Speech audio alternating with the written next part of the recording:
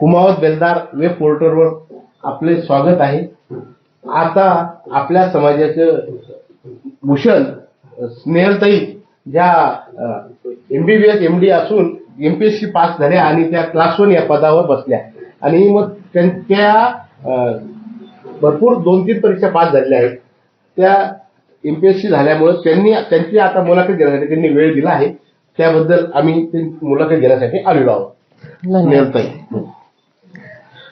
स्नेहलताई नमस्कार. नमस्ते.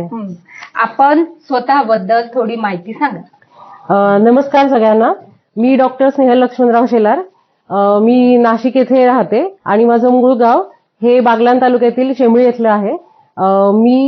माझे काका हे कार्यकारी अभियंता मोहनराव शेलार असून माझे बाबा लक्ष्मण शेलार हे सार्वजनिक बांधकाम विभाग विद्युत मध्ये नंदुरबार येथे उपअभियंता म्हणून कार्यरत आहेत. माझी आई सरिता लक्ष्मणराव शेलार, हिचं माहेर वाक्य इथलं असून माझे मामा बापू बबनराव नारळे हे शेतकरी आहेत. माझी आई गृहिणी असून तिने आमच्या शिक्षणासाठी बाबांची वेळोवेळी बदली होत असली तरी आम्हाला नाशिकमध्ये राहून आमच्या शिक्षणावर पूर्ण लक्ष देऊन मला वेळोवेळी मार्गदर्शन केले आणि मी आणि माझा भाऊ त्यामुळे आज इथपर्यंत पोहोचलो आहोत. आपल्या समाजातील तरुण जे माझे बंधू भगिनी आहेत त्यांना मी हे सांगू इच्छिते की आपल्या समाजाचा पारंपरिक जो व्यवसाय आहे जो आपण करत आहोत त्यामध्ये सगळ्यांना यश आहेच. तो आपला एक सस्टेनेबल आपला नोकरीचा किंवा एम्प्लॉयमेंटचा सोर्स आहेच. परंतु त्या व्यतिरिक्त आपल्या सगळ्यांनी एक बाहेर जगात पाहिलं पाहिजे की आपल्याला काय काय ऑपॉर्च्युनिटीज आहेत. एका घरामध्ये एक गवंडी किंवा एक कॉन्ट्रॅक्टर आहे, पण त्याचबरोबर जर दुसरा एक कोणीतरी अभियंता झाला, जर कोणी वास्तुशास्त्रज्ञ झाला, दुसरं काही काम करणार असला, कोणी सप्लायर असला, दुसरे कॉन्ट्रॅक्ट देणार असला, तर आपण आपल्या समाजामध्येच एक पूर्ण सस्टेनेबल असा एक सोर्स बनवू शकू. जसं इतर समाजामध्ये आहे की तो समाजच सगळं काही करतोय. पूर्ण जे घर बांधायचं आहे त्याचा आराखडा बनवण्यापासून तर त्याचा फायनल आपण हातात देईपर्यंत आपलाच समाज होईल. ह्याच्या व्यतिरिक्त MPSC साठी अभ्यास करणाऱ्या मी तरुणांना सांगू इच्छिते की ही परीक्षा थोडी तुमचा कस पाहणारी आहे की एकदा परीक्षा दिली नाही झालं. ही परीक्षा तेवढी सोपी नाही. तुम्हाला एक सातत्याने अभ्यास करायला लागतो. त्या परीक्षेचा अभ्यास करून घ्यावा लागतो. तुमचा अभ्यास आणि परीक्षेचा अभ्यास पण की काय प्रकारचा तुम्हाला अभ्यास करायचा आहे, कसे प्रश्न विचारले जातात, काय सिलेबस आहे. त्यामध्ये कॉम्पिटिशन खरंच मोठी आहे. परंतु न घाबरता व्यवस्थित प्रिपरेशन केलं तर साधारण 1 ते 2 अटेम्प्टमध्ये तुम्हाला यश मिळायला सुरुवात होते. पूर्ण यश मिळेल, पद मिळेल असं नाही, पण तुमचं साधारण प्रिलिम्स निघणं किंवा मेन्स पर्यंत जाणं किंवा इंटरव्ह्यूला जाणं हे साधारण 1-2 अटेम्प्ट नंतर तुमच्या लक्षात येतं. आणि त्यानंतर जर सातत्याने अभ्यास केला आणि MPSC मध्ये फक्त असं नाहीये की राज्यसेवा आहे, त्यात विविध प्रकारच्या परीक्षा आहेत. त्यातली कुठल्याही पोस्टवर तुमची इच्छा असेल तर तुम्ही अभ्यास करणार असाल, तुमची तयारी असेल तर जरूर करा. आणि असंही नाहीये की आई वडिलांची परिस्थिती नाहीये किंवा पुण्यापासून लांब आहात तर तुम्हाला पुण्यातच जाण्याची गरज आहे. मी माझा पूर्ण अभ्यास कोणताही क्लास न लावता नाशिकमध्ये केलेला आहे. आजकाल ऑनलाईन सगळे सोर्सेस उपलब्ध आहेत, ऑनलाईन कोर्सेस उपलब्ध आहेत, त्यात काही फ्री मध्ये पण मिळतात. ऑनलाईन सगळा गायडन्स उपलब्ध आहे.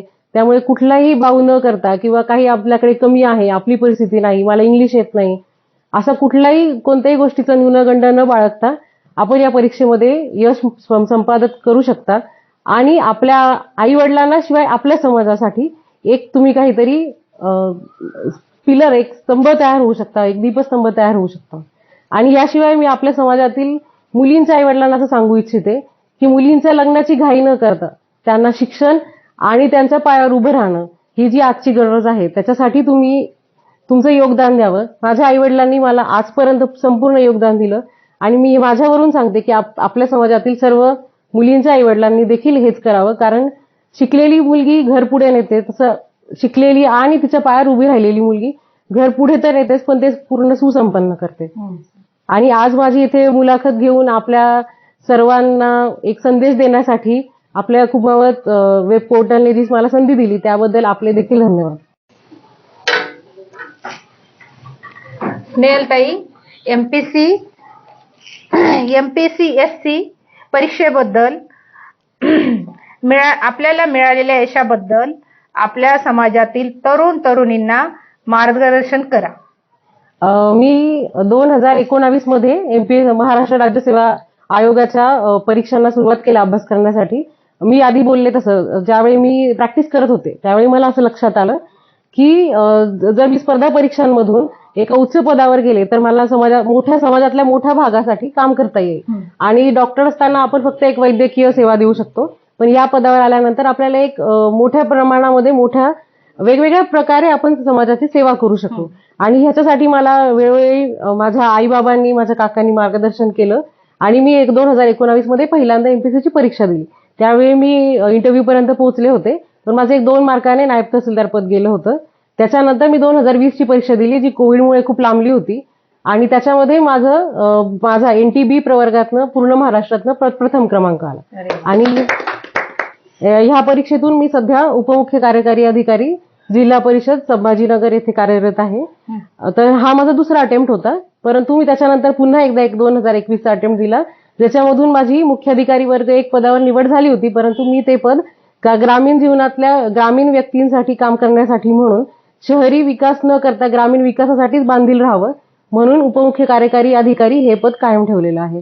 आणि याशिवाय माझं UPSCचा अभ्यास सुरू आहे आणि UPSCचे मी आतापर्यंत अटेम्प्ट दिलेले आहेत. स्नेहलताई, आपल्या शिक्षणाबद्दल थोडे सांगा. माझे संपूर्ण 12वी पर्यंतचं शिक्षण हे नाशिकमध्ये झाले.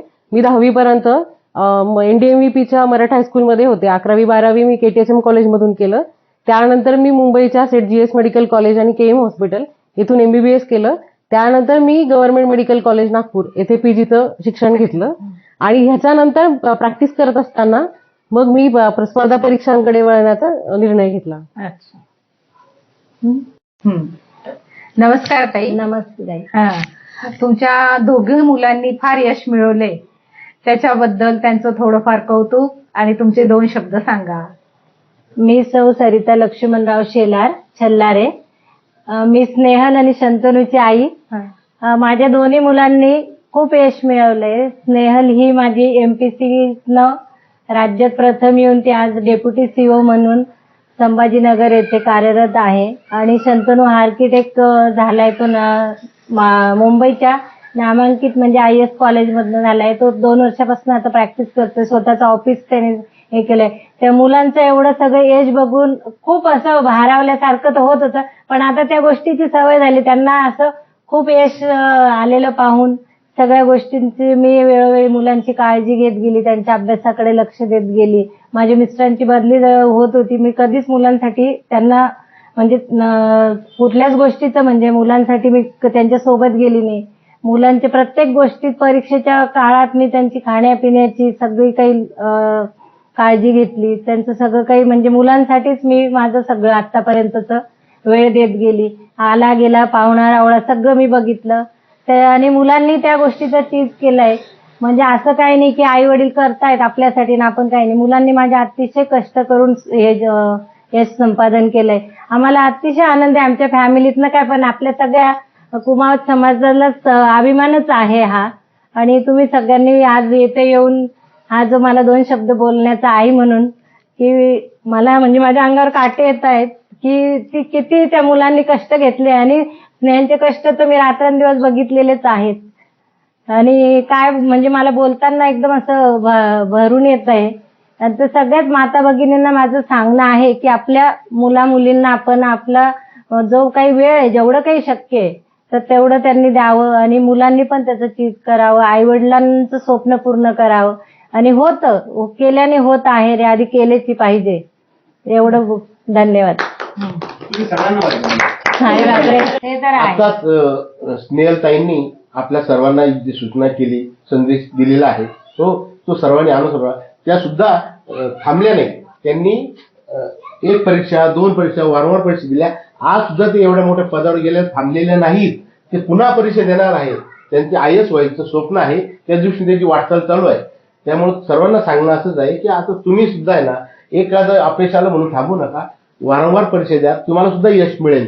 आणि स्नेहलताईंनी असं सांगितलंय की जे MPSCचा अभ्यास करताना कोणाला काय अडचणी आल्या, कसा अभ्यास करावा, काय करावा, त्याबाबत ही मार्गदर्शन आहे. ज्यांना कोणाला याच्याबद्दल जाणून घ्यायचं असेल त्यांनी मला प्रफुल्लचंद्र कुमावत मला कॉन्टॅक्ट करावा. म्हणजे मग मी स्नेहलताईचं अपॉइंटमेंट घेऊन मार्गदर्शनाची व्यवस्था करेन.